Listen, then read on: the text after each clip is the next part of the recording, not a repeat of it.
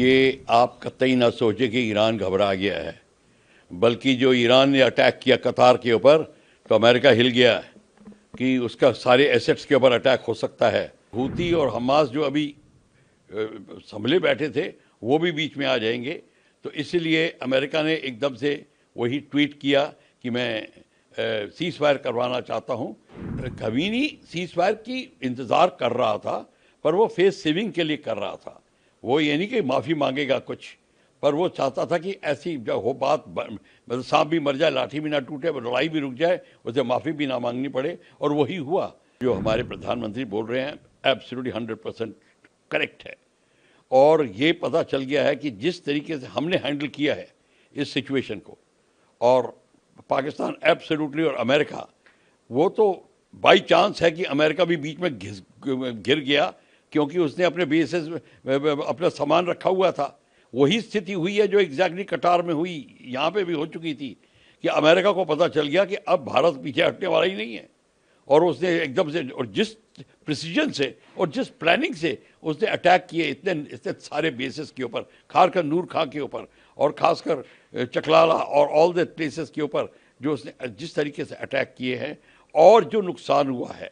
अब सुनने में आया है कि अमेरिका के अपने भी इंटरेस्ट वहाँ दबे हुए थे उनके ऑर्डिनेंस डिपो के अंदर, अंडरग्राउंड उसमें। तो इसको लेकर अमेरिका ने जो कि ऐलान किया है, हाँ, वो अब क्लियर हो गया दुनिया को कि ये भारत को पाकिस्तान ने अप्रोच किया था।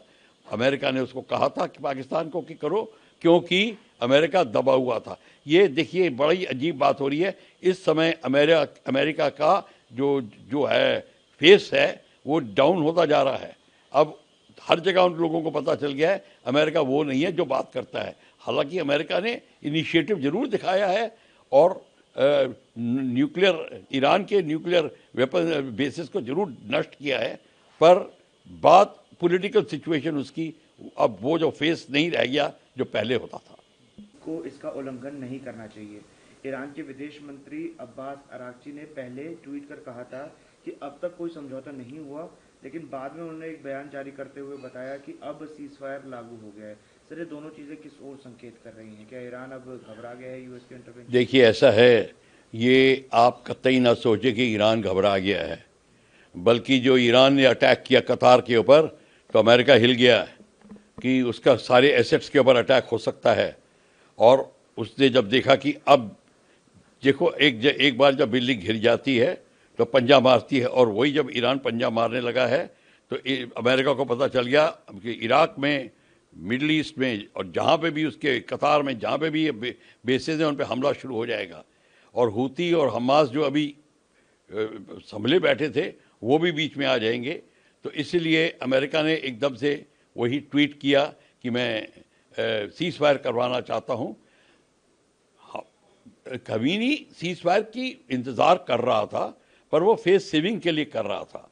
वो ये नहीं कि माफ़ी मांगेगा कुछ, पर वो चाहता था कि ऐसी जब हो बात, मतलब सांप भी मर जाए लाठी भी ना टूटे, लड़ाई भी रुक जाए, उसे माफ़ी भी ना मांगनी पड़े, और वही हुआ।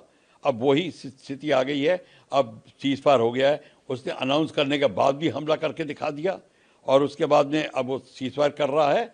और उसके बाद में आप मान के चलिए कि खमीनी को भी पता चल गया है कि उसके भी दिन, पॉलिटिकल जो लाइफ है अब बड़ी कम रह गई है ईरान में, और वो भी किसी तरीके से खिसकना चाहता है सीन से।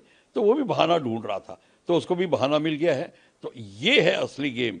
ये मत सोचिए कि ईरान डर गया है। हाँ, ईरान का नुकसान ज़्यादा हुआ है, ये मैं मानता हूँ, पर वो डरा नहीं है।